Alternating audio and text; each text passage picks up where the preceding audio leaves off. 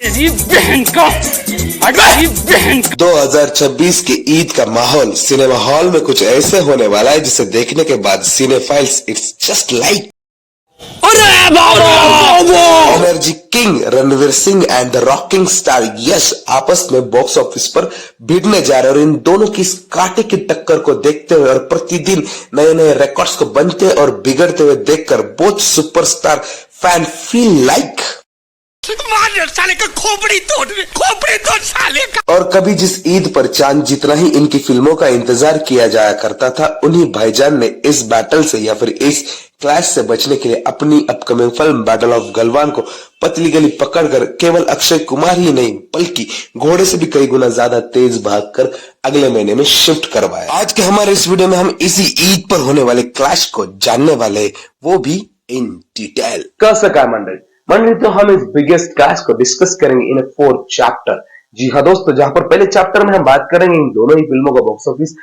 Budget क्या है, इन दोनों ही फिल्मों का स्केल क्या है, इन दोनों ही फिल्मों का पोटेंशियल क्या है और इन दोनों ही फिल्मों के मार्केट में हाइप क्या है, जिससे ये पता चलता है कि ये फिल्में फ्यूचर में क्या ब्लास्ट कर सकती है। वहीं पर हमारा जो सेकंड चैप्टर होगा वो अबाउट होगा कि ये फिल्में बॉक्स ऑफिस पर कितना पुल रखती है, कितने ऑडियंस को खींचने का दम रखती है और बॉक्स ऑफिस पर कौन से नंबर दर्ज करने का गुदा इन दोनों ही फिल्मों के अंदर है। वही तीसरे चैप्टर में हम डिस्कस करेंगे कि ये क्लैश आखिर हो क्यों रहा है, ऐसा क्या रीजन है जिसकी वजह से इस क्लैश को टाला नहीं जा सकता और ऐसे कौन सी वजह है जिसकी वजह से मॉन्स्टर यश के सामने बॉलीवुड की फिल्म लाकर खड़ी रख दी गई है। ऐसा क्या रीजन है जिसकी वजह से इस क्लैश को धुरंधर की तरफ से तो बिल्कुल भी टाला नहीं जा सकता। और चौथे और आखिरी पार्ट में हम डिस्कस करेंगे कि कैसे इस क्लैश को में भी एक रास्ता है जिससे टाला जा सकता है और इससे फायदा केवल धुरंधर को नहीं बल्कि यश को भी होगा। उन सभी चीजों को हम आज के इस वीडियो में डिस्कस करेंगे, जानेंगे in detail this clash in 4 chapter, ताकि आपको ये समझने के लिए काफी ज्यादा आसानी हो। तो चलिए इस वीडियो को शुरू करते हैं। सबसे पहले बात करते हैं इसके फर्स्ट चैप्टर की कि इन दोनों ही फिल्मों का बजट एंड इन दोनों ही फिल्मों का स्केल कितना बड़ा है। इन दोनों ही फिल्मों का जो बजट है, जहां पर धुरंधर की अगर बात करेंगे तो धुरंधर का बजट 280 करोड़ रुपीस है, बट ये दोनों पार्ट को मिलाकर है, जहां पर पहला पार्ट ऑलरेडी बॉक्स ऑफिस पर रन हो चुका है और जिसमें बॉक्स ऑफिस पर 1200 करोड़ से भी ज्यादा का बॉक्स ऑफिस कलेक्शन कर दिखाया है। और यही रीजन है कि इसका सेकंड पार्ट पूरी तरह से प्रॉफिट में चलेगा, चाहे जो भी हो। इनके पास इनको कुछ भी नहीं करना, इवन इन लोगों को अब तो मार्केटिंग एंड फिल्म के प्रमोशन की भी जरूरत नहीं, क्योंकि ये फिल्म ऑलरेडी इतने ज्यादा लोगों के पास पहुंच चुकी है, जिसकी वजह से ये फिल्म को नेक्स्ट टू इम्पॉसिबल है अब के समय पर एक हाइप दिलाना, क्योंकि ऑलरेडी हाइप्ड मूवी है। बात करें धुरंधर की तो धुरंधर को डायरेक्ट किया है आदित्य धर ने, इससे पहले जिन्होंने उरी और धुरंधर जैसी फिल्में हमें दी है। और बात करें धुरंधर की स्टारकास्ट की तो धुरंधर के स्टारकास्ट में हमें एज यूजुअल संजय दत्त, अर्जुन रामपाल और रणवीर सिंह देखने को मिलने वाले हैं। बट अभी बात करेंगे हम टॉक्सिक की। टॉक्सिक का स्केल कितना बड़ा है, टॉक्सिक का बजट क्या है। तो दोस्तों मैं आपको बताता चलो कि टॉक्सिक फिल्म जो आफ्टर केजीएफ, मतलब जो सन 2023 में आई थी, केजीएफ के बाद ये यश की पहली ऐसी फिल्म बनने जा रही है जो हमें सिल्वर स्क्रीन पर देखने को मिलने वाली। तो इसके लिए जो रॉकी भाई के मॉन्स्टर फैन है, जो डाई हार्ड फैन है, वो इस फिल्म के लिए काफी ज्यादा एक्साइटेड है और यही रीजन है कि इस फिल्म को तगड़ा इंतजार किया जा रहा है। और रॉकी भाई की इस फिल्म को ऑलरेडी रिलीज से पहले ही इतने सारे ओटीटी डील्स मिल चुके हैं कि ये फिल्म रिलीज से पहले ही अपने बजट को रिकवर कर जाएगी। और आपको बताता चलो कि जो टॉक्सिक का बजट है, टॉक्सिक का बजट रखा गया है अराउंड 300 करोड़ रुपए, यानी धुरंधर से ज्यादा इसका बजट रखा गया है। बट इसके बावजूद भी इस फिल्म में उतना पोटेंशियल है, इस फिल्म में वो स्टार पावर है जिससे ये फिल्म बॉक्स ऑफिस पर आराम से 1000 करोड़ का कलेक्शन कर सकती है। बट अगर एक क्लैश हुआ तो ये पॉसिबल नहीं है। बात करें इसकी स्टारकास्ट की तो इसके स्टारकास्ट में हमें वन एंड ओनली रॉकी भाई देखने को मिलने वाले और इन फीमेल लीड एक फीमेल सेंट्रिक फिल्म होने वाली है। इसके लिए इसमें मल्टीपल फीमेल लीड्स देखने को मिलने वाली, जहां पर तारा सुतारिया, क्यारा अडवाणी, नयनतारा जैसी बड़ी बड़ी स्टार हमें फिल्म स्टार एक्ट्रेस इसमें देखने को मिलने वाली है। दोस्तों आपको बताता चलो कि इन दोनों ही फिल्मों का जॉनरा काफी ज्यादा मिलता जुलता है, इसलिए इन दोनों फिल्मों का क्लैश जस्टिफाइंग सा लगता है। क्योंकि जहां पर धुरंधर एक गैंगस्टर वॉर बेस्ड फिल्म है with true inspire from true events, वही पर टॉक्सिक जो है वो 80s और 90s के औरा की फिल्म है, जहां पर ये फिल्म वुमेन सेंट्रिक फिल्म बनती है विद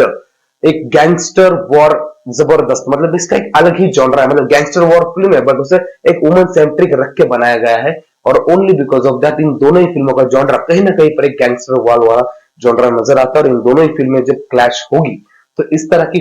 दोनों ऑडियंस देखना पसंद करते हैं। और आज की जो बढ़ती हुई टिकट्स रेट्स है उसकी वजह से शायद ऑडियंस इन फिल्मों को देख नहीं पाएगी और दोनों में से किसी एक ही फिल्म को चूज करेगी। और आज के समय पे जो माहौल धुरंधर ने बनाया हुआ है देश में, उसे तो देखकर यही लगता है कि ऑडियंस धुरंधर देखना ही पसंद करेगी। और आप बात करते हैं हम इसके दूसरे चैप्टर की, तो हम चैप्टर 2 में डिस्कस करने वाले हैं अबाउट द बॉक्स ऑफिस पुल। जी हाँ दोस्तों, इन दोनों ही फिल्मों का जो बॉक्स ऑफिस पोटेंशियल है वो इतना बड़ा है कि जिसका कोई हम अंदाजा भी नहीं लगा सकते। जी हाँ दोस्तों, जहां पर धुरंधर जिसके दोनों पार्ट का मिलाकर बजट 280 करोड़ रुपीस था इसके पहले पार्ट में, मतलब इसको ऐसा उन्होंने सोचा भी नहीं था कि इतना बड़ा कलेक्शन करेगी। उनका तो थॉट था कि ये दोनों पार्ट मिला के फिल्म 500 करोड़ का कलेक्शन करेगी, but in a single handedly in a single month,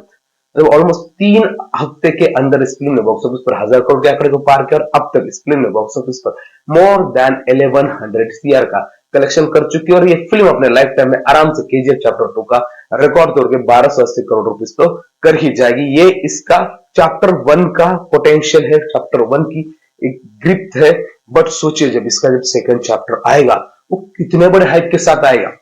आज तक जितने भी फिल्मों ने 1000 करोड़ का कलेक्शन किया है बॉक्स ऑफिस पर, एक्सपेक्ट पठान और जवान, जितनी भी फिल्में थी बाकी वो फिल्में कहीं ना कहीं पर उनके फ्रेंचाइजी वैल्यू की वजह से ही चली रही। चाहे आप केजीएफ चैप्टर 2 देख लीजिए, चाहे आप बाहुबली 2 देख लीजिए, ये ऐसी फिल्में थी जिनका पहला पार्ट काफी ज्यादा सक्सेसफुल रहा था और उसका ही रिजल्ट सीधा हमें उसके सेकंड पार्ट को देखने को मिला। पुष्पा 2 इसका सबसे बड़ा एग्जांपल है। तो यही रीजन है कि जो फ्रेंचाइजी वैल्यू और ये कहानी एक ऐसी जगह पे छोड़े जहां पर बेकार में से खींचा नहीं जा रहा है बल्कि जस्टिफाइंग इसका सेकंड पार्ट लाया जा रहा है। तो सोचिए जब इसका सेकंड पार्ट आएगा तो क्या बवाल काटेगा। और इसका सेकंड पार्ट, ये तो सिर्फ जिसका जो फर्स्ट पार्ट है धुरंधर का, वो सिर्फ हिंदी में आया था। इसका सेकंड पार्ट 5 लैंग्वेज में आने वाला है, जब हिंदी, तमिल, तेलुगु, मलयालम, कन्नड़ा, इसी 5 लैंग्वेज के साथ ये फिल्म जब आएगी तो बॉक्स ऑफिस पर आराम से 2.5 से 3 हजार करोड़ का कलेक्शन करने का पोटेंशियल धुरंधर चैप्टर 2 में है। और वहीं पर बात करें यश की टॉक्सिक, तो यश भाई आफ्टर केजीएफ ऑरा, मतलब उनका जो वो ऑरा था भाई, वो बड़ी बड़ी फिल्म, मतलब ऐसे किसी ने इमेजिन भी नहीं था कि आफ्टर लॉकडाउन लोग इस तरह का बॉक्स ऑफिस पुल लेकर आएंगे, बट वो पुल हमारे यश ने लाया था। सो रॉकिंग स्टार यश ने बॉक्स ऑफिस पर उन आंकड़ों को दर्ज किया था कि दुनिया भर का जो सिनेमा है उसके सामने उन्होंने अपनी कन्नड़ा फिल्म इंडस्ट्री को प्रेजेंट किया। जी हाँ दोस्तों, आपको पता है कि यश की केजीएफ चैप्टर 2 थी, इसका बजट केवल 100 करोड़ रुपीस था, पर इसके बाद भी इस फिल्म ने बॉक्स ऑफिस पर 1280 करोड़ से भी ज्यादा का कलेक्शन करके दिखाया था। और उसके बाद ये यश की पहली ऐसी फिल्म है, शायद 3 साल बाद यश आ रहा है सिल्वर स्क्रीन पर। तो सोचिए ये फिल्म बॉक्स ऑफिस पर क्या बवाल काटेगी। तो जब ये फिल्म रिलीज होगी, क्योंकि यश को उसी तरह देखना लोग चाहते हैं गैंगस्टर ऑरा में, और उनके जितने भी एसिड्स फ्रॉम टॉक्सिक आए थे उन सब में वो गैंगस्टर की तरह ही दिख रहे। जहां पर उनका अनाउंसमेंट टीजर आया था वहां पे वो जो एक विंटेज सा वो फील आ रहा था गैंगस्टर वाइब। फिर उसके बाद एक पोस्टर आया था जहां पे वो स्मोक कर रहे थे इन ब्लड, और अभी हाल ही में एक पोस्टर आया था जिसमें ब्लड से लते पते थे। मतलब कि जिस तरह लोग रॉकी भाई को देखना चाहते उसी तरह रॉकी भाई इसमें देखने को मिलने, और रॉकी भाई के जो डाई हार्ड फैंस है उन्हें देखने के लिए तरसने वाले, तो वो तो डेफिनेटली इस फिल्म को देखेंगे। और ये फिल्म आराम से 300 करोड़ रुपीस के बजट के साथ बॉक्स ऑफिस पर मोर देन 1000 करोड़ रुपीस का कलेक्शन करने का तो दम रखती ही है। उतनी तो आप की रेट में जो रॉकिंग स्टार यश की जो मार्केट वैल्यू है, उनकी जो फेस वैल्यू है उतनी तो है। और ये फिल्म आराम से बॉक्स ऑफिस पर 1000 से 1200 करोड़ रुपीस का कलेक्शन करेगी। बट धुरंधर का पोटेंशियल अभी के समय पर ज्यादा है, क्योंकि धुरंधर आज के समय पर आराम से 2.5 से 3 हजार करोड़ रुपीस कलेक्शन करने का पोटेंशियल रखती है। अब बात करेंगे हमारे तीसरे चैप्टर की कि क्यों ये क्लैश क्यों हो रहा है। जैसे हमें सबको पता है कि रॉकिंग स्टार यश की फिल्म जो आ रही थी पिछले साल आने वाली थी टॉक्सिक, बट उसकी शूटिंग देन उनके ऊपर कुछ केसेस हुए थे, वो कुछ बहुत सारे इवेंट्स हुए थे जिसकी वजह से ये फिल्म डिले होती गई। और फाइनली इस फिल्म को 19 मार्च को लॉक किया गया। बट फिर मार्च की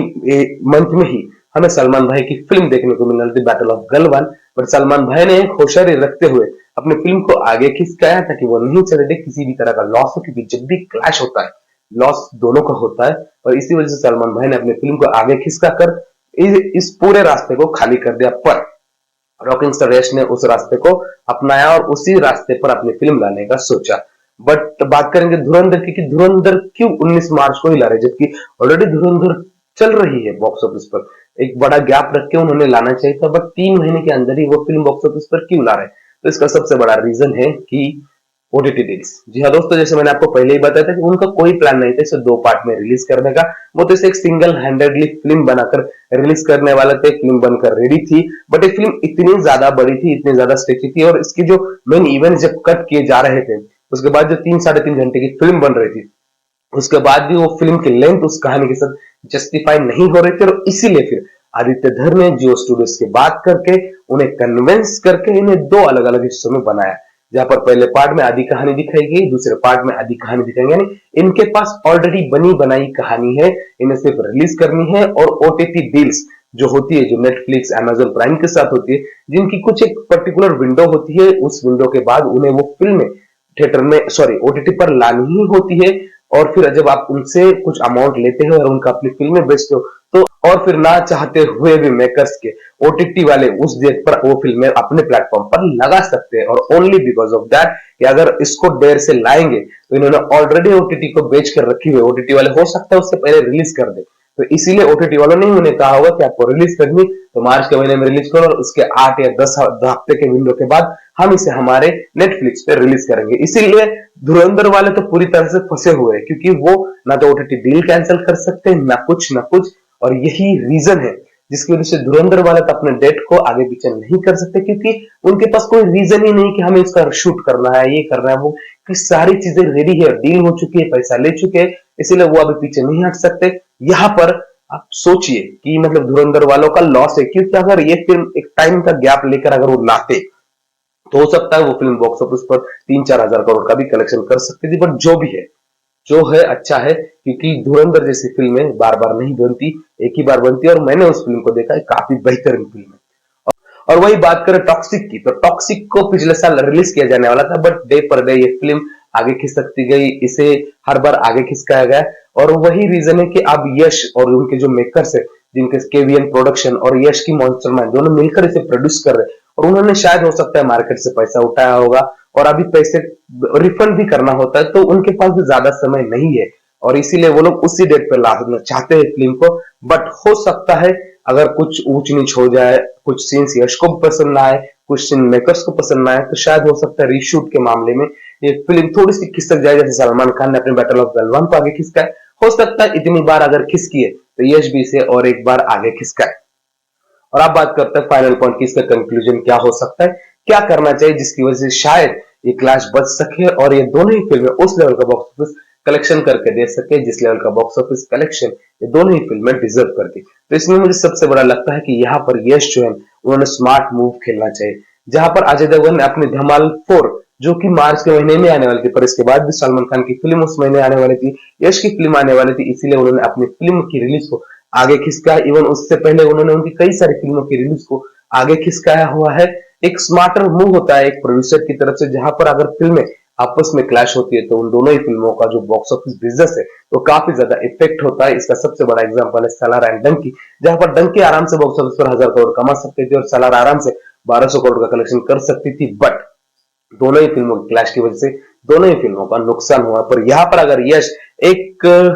एक्टर से ज्यादा एक प्रोड्यूसर बनकर अगर सोचे और अपनी फिल्म को एक आध महीना आगे खिसकाते हैं तो इसका सबसे बड़ा प्रॉफिट यश को ही होगा, क्योंकि हो सकता है उसकी वजह से यश के जो फैंस है और जितने भी लोग डेस्परेटली यश को देखना चाहते हैं, नॉन फैंस है, वो सब यश को देखेंगे। और अगर इस फिल्म का वर्ड ऑफ माउथ पॉजिटिव निकला तो ये फिल्म तो बॉक्स ऑफिस पर बवाल ही काटेगी, जैसे कि उनकी फिल्म केजीएफ के साथ हुआ था, जहां पर चैप्टर 1